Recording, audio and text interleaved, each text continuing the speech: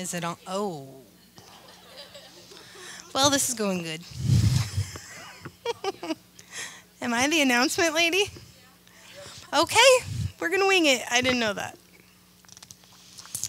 So, announcements. There's a baby basket for Courtney and Kyle Rutherford. They're about to have a baby. So gift ideas, diapers, wipes, anything that people would love to bless the baby with. And you can drop your gift off at the information center. We're going to have youth group next Sunday, October 3rd, from 5 to 7 in the fellowship hall. And there's not going to be a boot stomping night this year. This is the bulletin. Ladies' Bible study starts on Tuesday the 28th. Ooh. This Tuesday. And men's Bible study Saturday, October 2nd at 9 a.m. in the fellowship hall. Bring your Bible, notebook, and pen. And if you're interested in serving in Celebrate Recovery, please contact Pat and Jane McKern. I don't know where they are. Service needed is childcare, and they'll need 2 people for Monday, September 27th, so tomorrow. It's Celebrate Recovery meets at Toledo Foursquare on Monday nights from 6 to 8:30 p.m.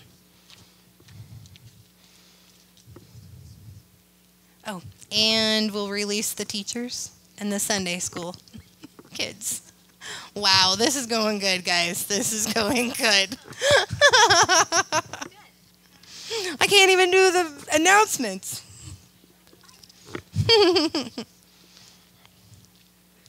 Okay.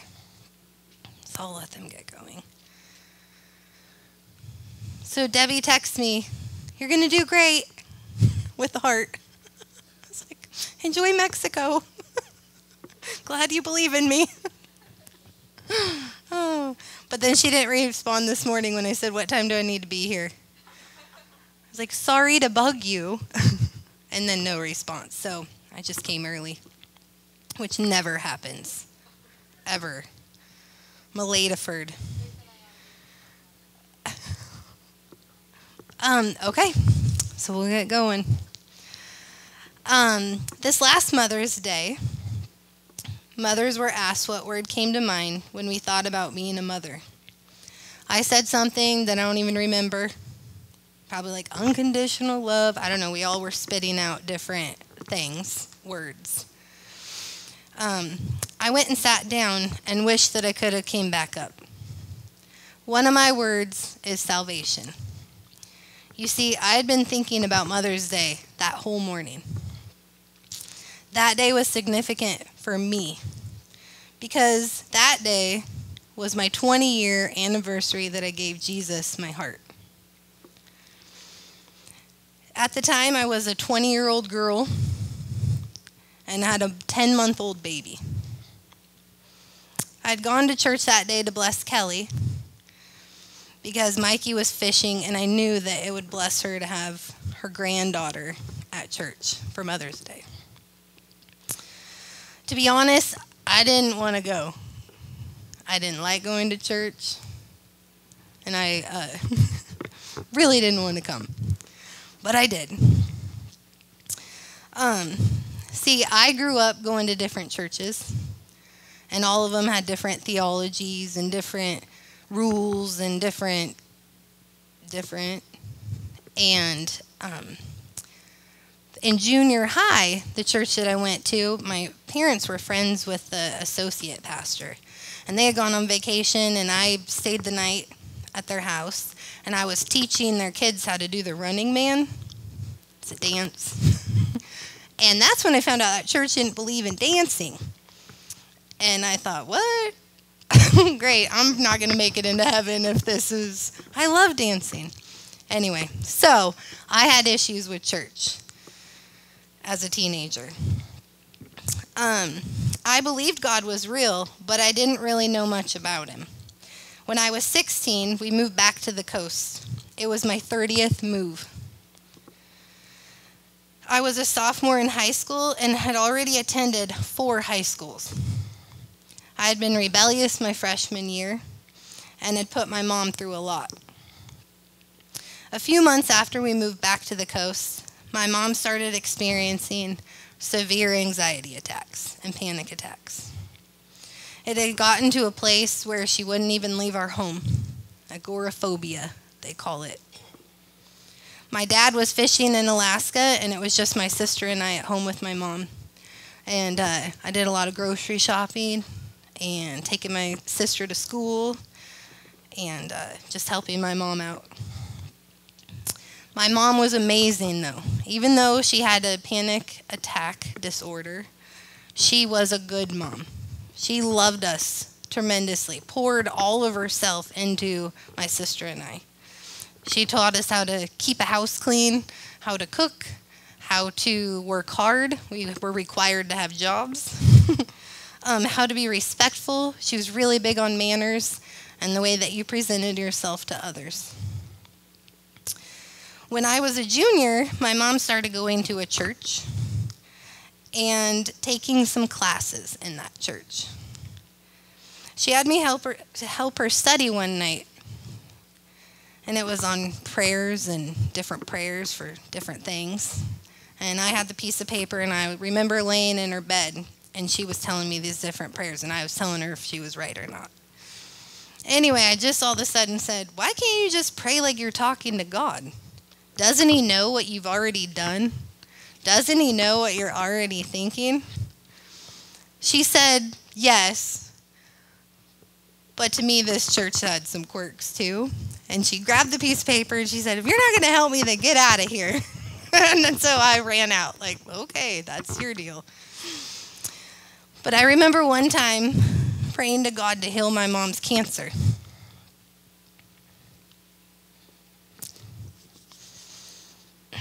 I was 17, and I laid in bed scared, sad, and devastated over the situation. I looked out my bedroom window, and I prayed to God to not take my mom from me.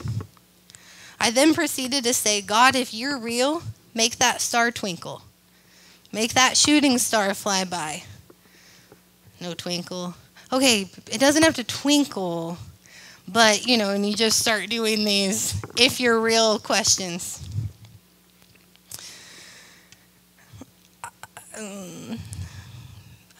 I was struggling with putting my faith in God and wondering if I could really just talk like that.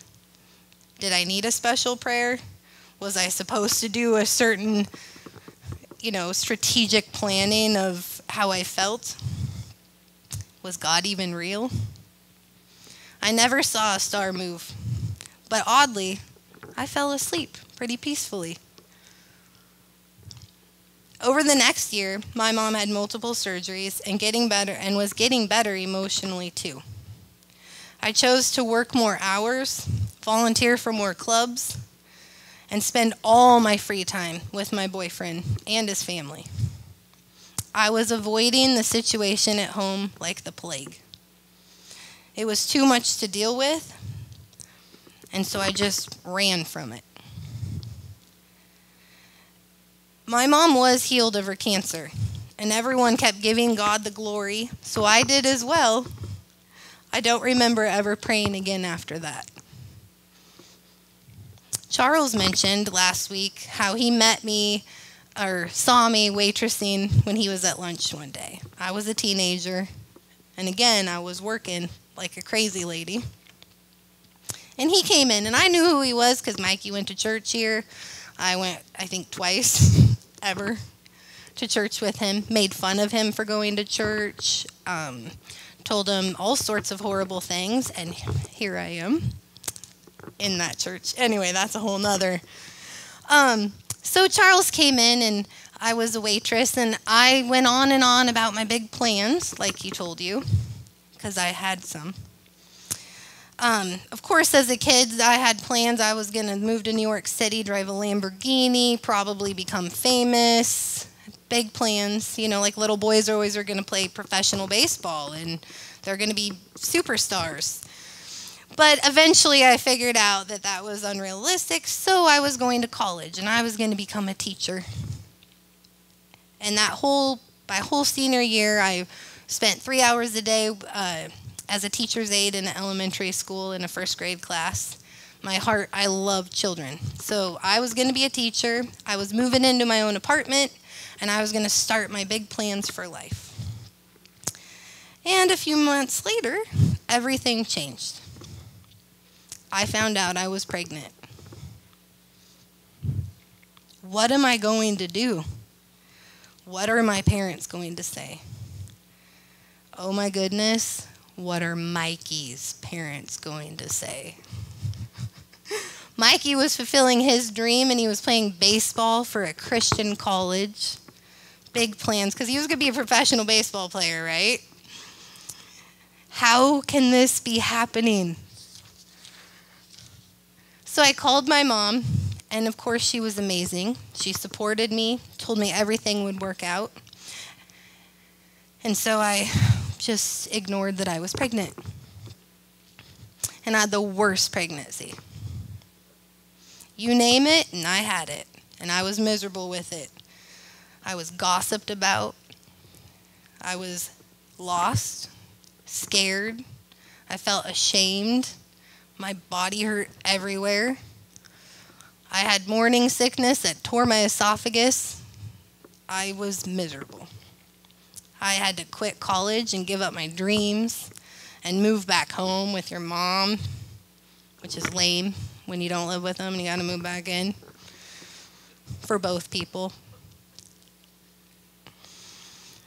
I started working 12 to 14-hour days waitressing. My body hurt so bad from waitressing for 14 hours. And I put on a lot of weight, like a lot. Like I like 8 for 10, and that was bad. But more so, my spirit was crushed. I just dove into working like I did in high school. I just really didn't want to think what was coming in the months ahead. I was trying to prepare for a baby, but overwhelmed with it all. And I had resentment towards Mikey, my friends, and even my baby. Mikey was still in college. He was still playing baseball. My friends were living their life in college towns and having fun, and I was just living back at home miserable. I felt like I was getting all the blame and all the punishment, and I was carrying the burden. My mom was there for me. She was so excited about having a grandchild because we had just had a couple hard years going through cancer and not wanting to leave the house. And now we were going to bring a new life and excitement, and my mom was going to get to be a grandma, and everybody was excited at my house. She would hear me cry in the middle of the night with Charlie horses, like really, really bad Charlie horses that you can get, well, all the time, but I got them really bad during my pregnancy, and she'd run in and massage them out. And I don't know if I would have made it without my mom. My dad would give me foot rubs. Then I got induced because I had high blood pressure. 19 years old with high blood pressure, preeclampsia, they call it. You're at risk of having a stroke. Horrible, scary birth. A nurse sits by you for 24 hours a day to make sure that you're all right. But after 12 hours, I stared at this perfect little human. The love I felt was the most powerful thing I've ever felt in my whole life. None of the struggle up until that point mattered. While her and I were alone in the middle of the night, I raised my bed, because you can raise it up, to the level of her bassinet, because they put them in the little clear glass bassinet, and I just stared at her. I didn't want to wake her up because I was already crying a lot, and so I just raised myself up and I just stared at her, and I started crying. I had tears of guilt of my thoughts towards her while I was pregnant, because see, I didn't even want to deal with it. I didn't want to go through with it. And guilty for all the emotions that she had felt. You know, my grandma would tell me when I was pregnant, now, Tia, you need to try and calm down. You know your baby can feel everything you're feeling. And it was like, oh, jeez. No wonder we're throwing up all the time. We were both a mess. Then all of a sudden, out of nowhere, I started talking to God. I thanked him for this baby. I thanked him for our safety during my labor, and I couldn't stop thanking him. I hadn't prayed since my mom's cancer. And just like that, staring at her, I knew she was the greatest gift I'd ever received. So 10 months later, on Mother's Day, I'm sitting at church with Kelly, exhausted, lonely, had no confidence, and I was still struggling. I was now a mom, full-time, trying to learn to pay bills and take care of a house and cook for people. I was just trying to keep a human alive. And that's a lot for a 20-year-old girl. Mikey had quit college and he was fishing, and so he was gone a lot. And so I literally was at home by myself with her, with Michaela. My mom was a lot of help, but of course I'd get annoyed and say she was trying to take over, and it was like her baby, and I don't need your help, and we'd fight over how to be a mom. And then I would call her on the phone and fall apart and say, I don't even think I could do this. And she'd say, yes, you can, and that's how it'd go. Aren't you going to come? How do you cook this? How do you do this? How do you do that? Just thank God for moms, because they know everything. At least in my mind, my mom knew everything. But I still had some resentment and some unforgiveness towards some people from during my pregnancy. And that day at church, God stirred something in me. Charles's sermon was like it was directed towards me. It was like I was the only one in the room, and I felt like somebody must have told him some secrets of mine, and that's why he was talking about it. It was something I could understand because I was living it. I cried and gave my heart to Jesus that day, 20 years ago on Mother's Day. Michaela was not planned, but God had a plan for her and I. She was made perfect, and I was chosen to be her mom. Psalm 139, 13 through 16. You alone created my inner being. You knitted me together inside my mother. I will give thanks to you because I have been so amazingly and miraculously made. Your works are miraculous, and my soul is fully aware of this. My bones were not hidden from you when I was made in secret.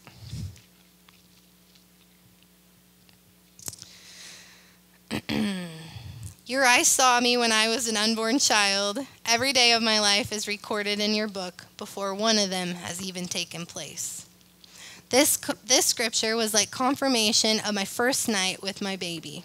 It also comforted me as a child of my mother's.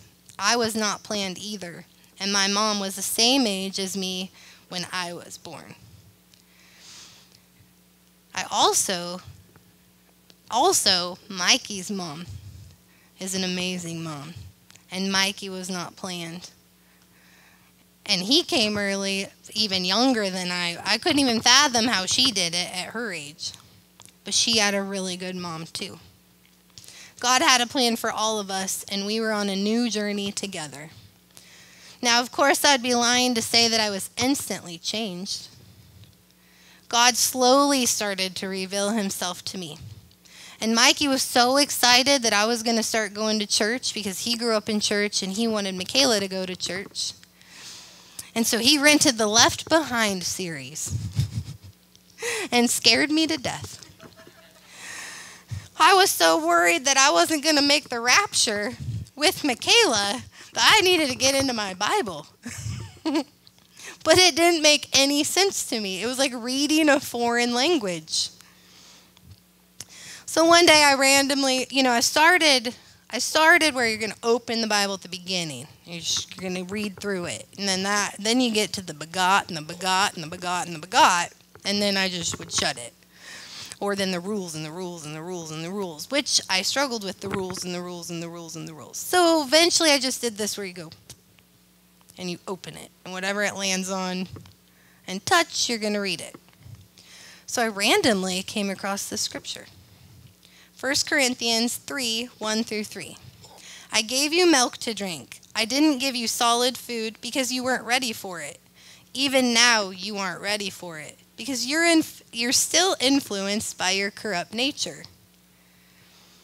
I understood this for some reason. Well, I had a baby, and I was at first she was drinking cereal, and now I was making milk, and now I was adding cereal to thicken it up, and then you add a little more cereal to thicken it up. Then you start pureeing foods, and then they get teeth in you really small pieces, and they're really soft, and you just slowly work it up. You don't just throw a steak bone at them because they can't chew it. Some. And I was like, like an aha moment. I didn't just expect Michaela to chew on steak, and God wasn't expecting me to just chew on steak either. He was slowly giving me milk and then slowly thickening as I grew. And the more mature I got, the more he would give me. So I started to grow. So as Michaela grew, I started to grow, and I started to grow as not only a mom and as a person, but also as a Christian. I slowly gained knowledge, and insignificant moments would sometimes reveal big revelations. I went to church and listened to a guest speaker. That guest speaker spoke Jeremiah 29:11. First time I had heard it. I know the plans that I have for you, declares the Lord. They are plans for peace and not disaster, plans to give you a future filled with hope. I opened my Bible and highlighted that verse. I was craving a future hoped for. I read the next verse, and it says, Then you will call to me. You will come and pray to me, and I will hear you. When you look for me, you will find me. When you wholeheartedly seek me. I highlighted that as well. I was brought back to the moment when I was laying in bed trying to find a star twinkle. I was searching and searching and searching. Only this time I knew that he was real. The star didn't need to twinkle. I just needed to keep seeking him wholeheartedly. So I'm going to church here. I love the sermons, love the worship, love my family, but I have no friends here. My friends are all living their best life, and it's just me and this baby. So I started tricking people. Jade Loper was one of them. I tricked her and Loper. Mikey and I did. We tag teamed it. When they showed up for a bonfire, thinking it was a bonfire with friends, but it was really just some youth from the church. And they're still here. I tricked Deanne. Well, I didn't really trick her. I was like, can you please come? Like, you're a mom, I'm a mom. Let's go. Thank God Angie was dating Mikey's brother, so she had to come. And then eventually, more and more and more of us young moms came. And I would go to the Bible studies with these older women in the church. You guys probably remember seeing me. And I thought, they don't even understand. I'm in the trenches of the terrible twos. And they would say, and they would lift me up, and they would pour into me and pour into me and pour into me. And I was like, you went through that too. And anyway, so eventually more friends started coming here. So we had a lively Sunday school going, and lots of kids in the church, and you didn't feel bad when your kid screamed because so-and-so's kid was screaming too, and it was awesome. It was a good time. Terrible twos. So the terrible twos in our house hit like a freight train, and I wasn't sure if I was even going to live through it. Called my mom a lot. And I started coming to Charles for prayer a lot. And Charles would tell me, green fruit's always bitter. That's not helpful. At all. And he'd be like, well, just guide her. God's made her stubborn and strong-willed for a reason, and you just need to guide it. And it's like, I don't know who's leading who in this house, but I'm not sure if I'm guiding or like holding on for dear life. And then I love, this one's my favorite. You're not raising a perfect kid. You're trying to raise a good adult. And so, I mean, there was some help. Anyway, so this one particular moment, Michaela was in the kitchen, I was in the living room, and I hear this big splash. And I peek my head around, and she has spilled juice all over the kitchen. And she is frantically trying to clean it up because she knows that she wasn't supposed to be in the fridge. And she spilled a big mess. So she's taking everything, she's throwing it at it. It's like sticky everywhere. I'm mortified.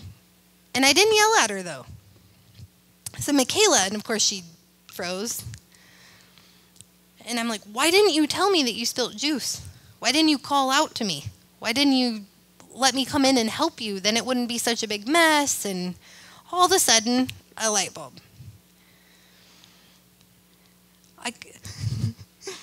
This was the first time I heard God's voice, I think it was. And he said, she's doing the same thing you are. Why are you not calling out for me to help you? I couldn't stop thinking about it while I was cleaning up the mess. And I realized I had been going at it all alone. Yes, I was seeking the Lord. Yes, I was trying to read the Bible. Yes, I was going to church and getting fed from the ladies at church too. And I was doing everything, but I was still a mess. And I was trying to clean it up and make myself a good girl. Better. I should know better. Does that make sense? Where you're trying to like clean yourself up instead of bringing your mess to Jesus? You're trying to clean yourself up and then bring yourself to Jesus? And I had been frantically throwing everything at it, but I wasn't even praying about it. I was trying to get myself together, clean myself up. You see, Michaela didn't need to be good for me to love her or to help her. She was 2 and in a mess.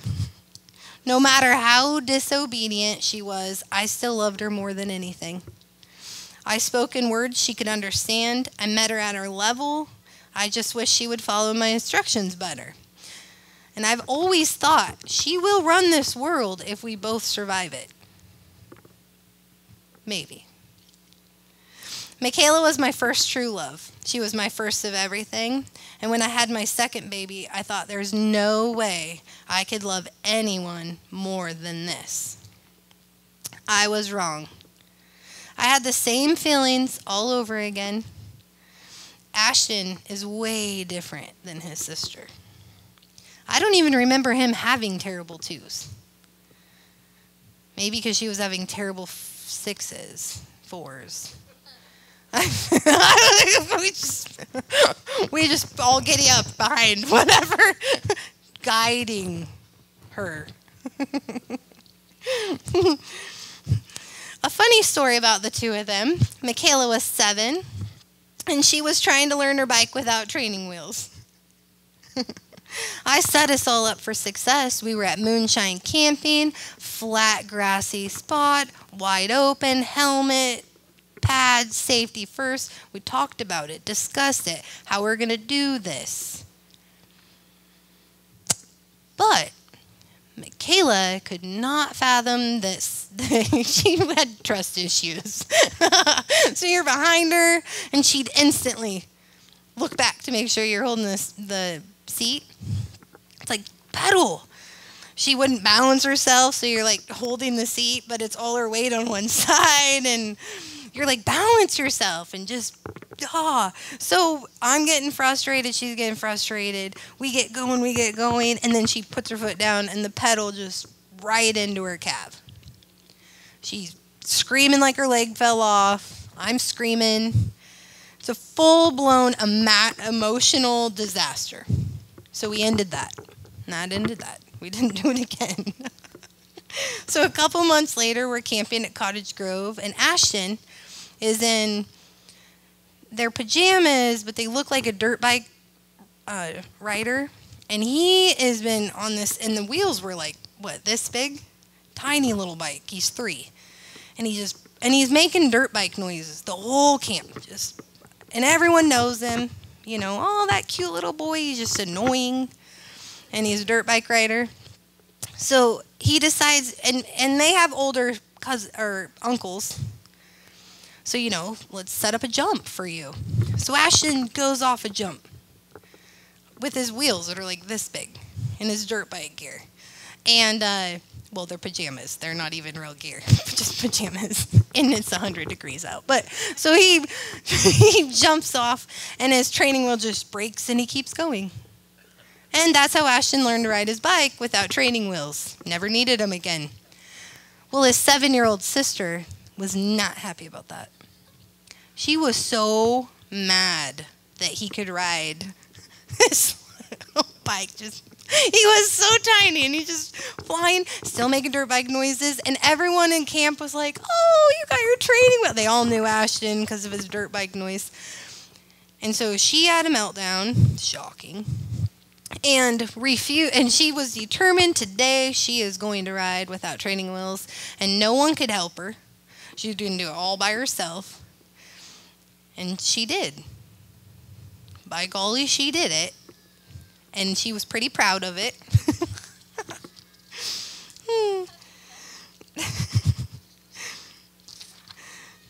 She was so jealous of Ashton. Why could he do it so easily and not me? Teaching my children to tie their shoes. Michaela had to be perfect. It took her a while. They had to look like they had to have the same. When your string hangs, it has to be like the same length on each side, and the loops had to be like the same loop size. And it was like, let's buy Velcro. Like, oh, I can't do this. Her brother, he just wanted to wear extra tough boots with his shorts everywhere. Or Velcro shoes. He didn't care. Didn't want to learn. Why learn when you could wear boots? Faith learned it in 5 minutes. Like that. I couldn't believe it. I bragged to everybody. I was like, seriously, 5 minutes. 5 minutes. Michaela loves to sing. And the world is her stage, and we all needed to listen. All the time. Any family get together, it's a performance. We're all just fans. We're lucky to be here. She self-taught herself how to play the piano. By golly, we're going to listen. She self-taught herself how to play the guitar. We're going to listen. And it's still happening. No. So, Ashton, he learned to play the guitar because you have to take band class and you have to pick an instrument. So he had to learn guitar. He only plays songs he wants to play. That's it. He loves to sing. But you can't bypass the star. You can be a backup. You can't be a star. Faith loves to sing. Faith wanted to teach herself how to do sign language to music. She's allowed to be a backup, but she wants to sound like Michaela. And she'll ask me, do I sound like Michaela did when she was my age? And I'm like, Faith, you sound like you. You are all good. You all sound good. You all, you right? Have you done that with all of your kids? Like, yes, you do sign language. You do, like you're trying to, like, everybody's good. And I was thinking of this. Michaela was about to move out and go to college, and one of my favorite things at night, her room was at the very end of the house, and nobody turns off lights at night, just the moms do, or at least the moms, they clean up whatever, and then we go turn everybody's lights off, and then we go to bed. So I would turn everybody's lights off, but then I would hear a guitar. And she would be in there with her door closed, worshiping. And she'd just be singing her heart out for Jesus, and I would lean against the laundry room door and just listen for as long as she played. And then I'd scurry on back to my bedroom. And I thought, Lord, when she leaves, this is one of the things I'm going to miss the most. This moment, getting to listen to her. Sometimes, though, My heart would shatter because the songs that she was singing, I knew she was hurting. Because whenever she'd sing certain worship songs to Jesus, she was hurting. And I wanted to barge in, what's wrong? Tell me about it. Let me hold you. And Jesus told me one night, he's like, I got her. We're talking. We're talking. And I'd go back to my room, and then I'd cry, and I'm like, but we're talking. No, so love listening to her sing.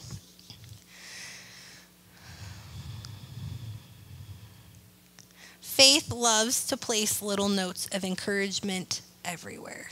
Post-its. She is a post-it girl. Grandma Kelly's computer is like full. You're just telling you how amazing you are. You got this. You're beautiful. You're the best secretary, bookkeeper.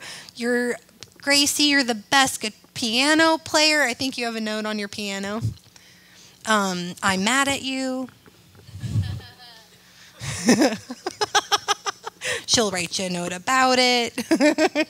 On her sister and brother's door, they'll come home, there's a note about it. But for the most part, Faith is an encourager. She loves to encourage people. And she loves to read the Bible. Out of all three, I got a Bible reader. And she understands it. So we have a Bible app on our phone.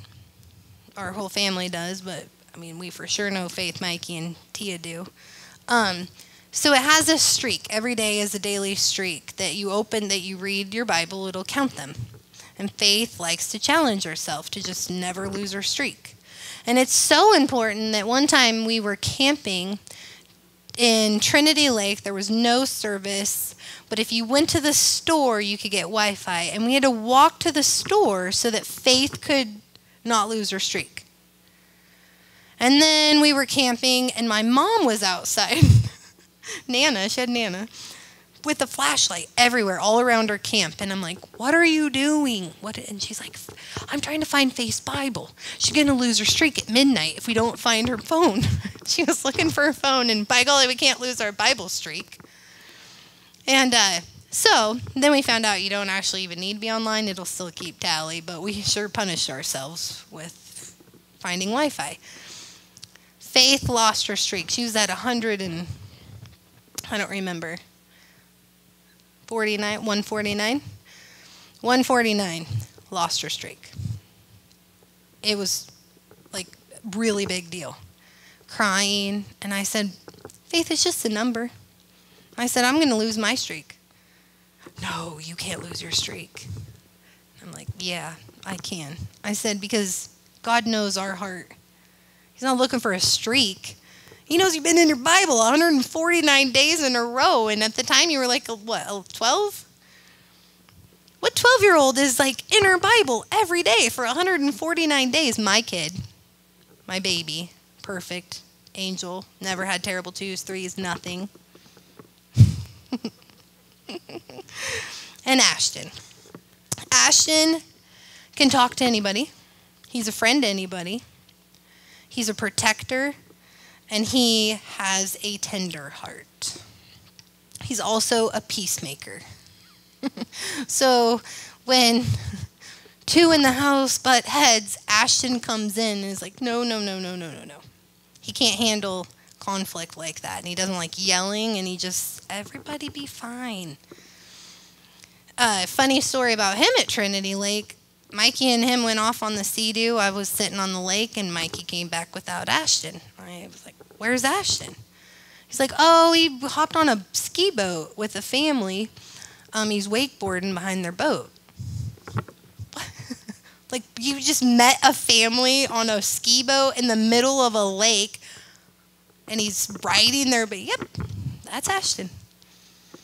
I ride on your boat? Okay, let's go. And he had a great day by himself, just skiing with the family. Mikey just called me from, they're over hunting in Idaho. And he said, we were FaceTiming. He said, see this little store? It's like a mom and pop store. He's like, oh, they love Ashton. He's like, Ashton came in. They're like, hey, Ashton. And they're old elderly couple. They just love them some Ashton. That's Ashton. So Galatians 6:4 says, each of you must examine your own actions. Then you can be proud of your own accomplishments without comparing yourself to others. I get so sad when my kids compare themselves to others. I have spent way too many hours building their confidence up, and all it takes is one bully to just... And it's like nothing you ever said mattered. It didn't matter what you think because they said it. It must be true. It's like, I have spent 20 years on this. One thing. But isn't that what I do? Compare myself to other people, other Christians. I'm not good enough, strong enough, smart enough. I shouldn't even be standing here talking to you guys. I'm not a good enough mom. Not pretty enough, not a good enough wife. And God's just thinking, like, seriously? I have poured and poured and poured and poured, and it took one thing, and you just, like, it didn't even matter? I listened to lies from others and lies in my own thoughts and lies from people that don't even matter. And that's all from the devil. Philippians 4:8, finally, brothers and sisters, keep your thoughts on whatever is right or deserves praise, things that are true, honorable, fair, acceptable, or commendable. I am not a perfect mom or wife, but I have given every single ounce of myself into those roles. I can't imagine how God feels when we allow our mind to think that of ourselves or compare ourselves to another person. Because He created each of us. We were made exactly how He wanted us to be. I tell my children and other people, I tell them all the time, I wish you could see yourself through my eyes. Then you would know how amazing you are. But when I say it, I can already feel the Lord saying the same thing to me. If we could see ourselves through what God thinks of us and how He sees us, it wouldn't matter what anybody else said. This is a funny story.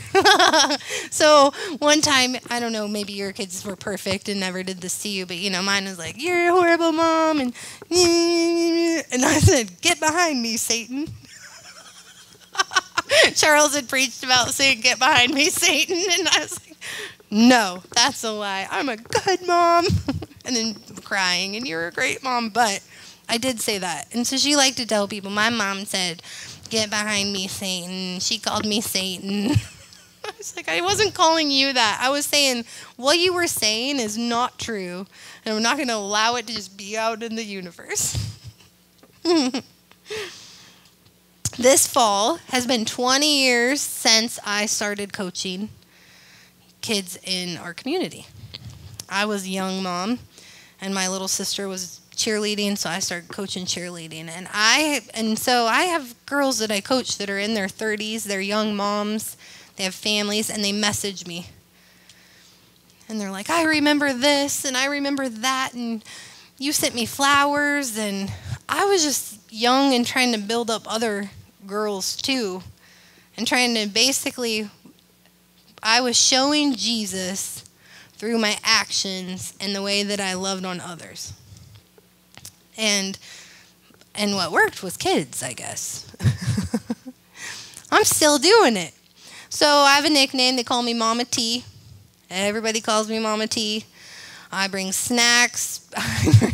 I yell at them, love on them. I'm also the nursing assistant, the health assistant, so I give them Band-Aids. I tell them to man up. I do all sorts of stuff. Yell at them about their grades, nag them. I'm just like a mom. And the funny thing is, it's not really funny, but some of the kids that are the most broken just surround you because they need it. They want to be nagged at. I had a girl I coached, she told me, and she's getting in trouble. And I'm like, why? And she's like, I don't have anyone that cares that tells me when to be home. They don't care when I come home, so I just do what I want. She's like, but you care. I'm like, exactly, so go home. But anyway, a lot of broken kids. I'm thinking, Lord, what's my purpose? What am I supposed to do? And then it's like, shh, you're doing it. You're loving people. You're loving all of these kids. You're momming them to death. So I'm Mama T, and I'm okay with that, and I'm proud of that. And that's the way God speaks to me, is through being a mom. Now, this last year was really, really hard on me. My oldest, I know it's like a Michaela speech, but this is what it is. My oldest had decided to move away, which I was cool with, but not the situation that was happening. I was terrified. I didn't like who she was moving with. I didn't like where she was moving. I didn't like the situation. And I was actually scared on what would happen to her physically. We fought a lot about it. I cried over it. I felt powerless. And I had so many things going on at the time as well. Ashton was being a senior. He was getting ready to graduate. COVID. Let's just throw that out there. Okay, COVID. I got a job, because why not start working after not working for 12 years? Got a job. The house was, emptier. We were just in a new season of our life. And Michaela was, going to go and live with this person. I'm very angry about it.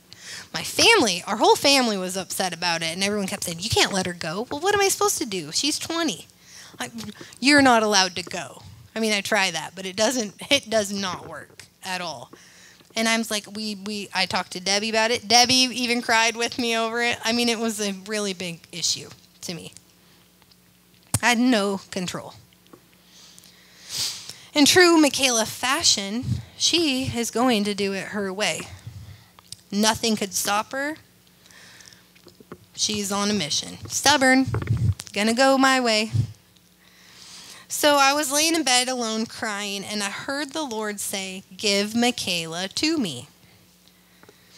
I told him I can't change her mind, and I'm scared, and I pray you take over and keep her safe. Speak to her heart, show her the way to go. I know you love her more than I do. I know you have big plans for her. I pray that you reveal yourself to her like you did me. Speak to her in a way she'll understand. And God's just thinking, like, seriously? You said you're giving her to me, but now you just told me everything that I need to do. All right? Okay, God, here she is. But remember, she needs to eat at 2:10. Like he didn't know what she needed. I was just going to give her to him, but tell him how to do it. So I did. And that was one of the hardest times giving my children over. I was a mess. I mean, it's not that I didn't cry about it all the time and have to constantly, daily give her back to Jesus. And it didn't turn out pretty. It turned out horrible. And that made it even worse. And so she called home and we'd talk quietly. And we'd plan an escape. All I wanted to do was rush there. I just wanted to get her and be gone. Because I'll go to the end of the world for my kid. But, again, it's got to be Michaela. And eventually she did come home. She threw everything in her car she had, and she came home. And not one time did I say, I told you so. Not one time. Because I told her, you can go there. Well, not that I said she could go there. I said, if you go there, this is always open. Always open. You just call me when you need me. You show up when you need to. I don't care what time it is. I'll come and get you. I will find you. You're doing the... And so she did. She came home, and then her dad and I had to go and get a U-Haul later. But it didn't matter. She's home. Been home for 6 months and healing. And changing her life and has a new dream and a new vision. And that's good stuff.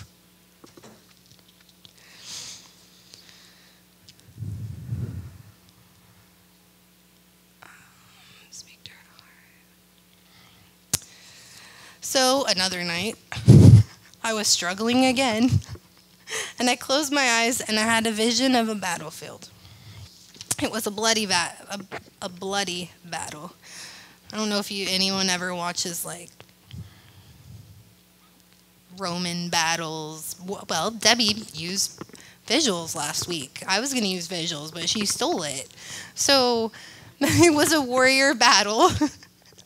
and so it's a scene, it's horrible, it's ugly. I'm laying in the middle of it. And I just like thrown myself over like a bomb, which I didn't have bombs in that time. But like basically I've sacrificed myself for everybody, right? And it's horrible.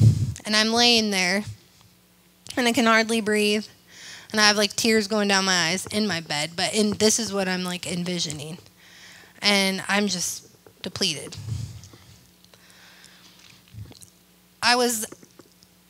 It was silent, like pure silence, and like the fog. Oh, I wish I would have done a visual because it would have been perfect. But so it's like dust settles from the war, and I'm like laying there, and I could hear footsteps coming, but I didn't even have the energy to look over. I just laid there, and all of a sudden it was like, like a man leaned over and he looked at me. I knew who it was. Even though it didn't look like, I don't even know what it looked like. I knew it was Jesus. But all I said was, I can't. And I couldn't even really breathe. I just said, I can't, like in a whisper. And God said, I can. And he scooped me up. And I just, like nothing. And he walked away. And I felt rescued. And I felt like safe. And it was powerful. I wish I could even. It was powerful for me. And I felt rescued from my moment. So there's a song by Lauren Daigle called Rescue. And I listen to it every day. Probably why I had the vision. But it says, I hear you whisper underneath your breath. I hear your SOS, your SOS. I will send out an army to find you in the middle of the darkest night. It's true, I will rescue you. I will never stop marching to reach you in the middle of the hardest fight. It's true, I will rescue you. That, like, every time I hear that song, all I can think of is me just laying there and, like, here he comes. To save the day. After all these years, I still get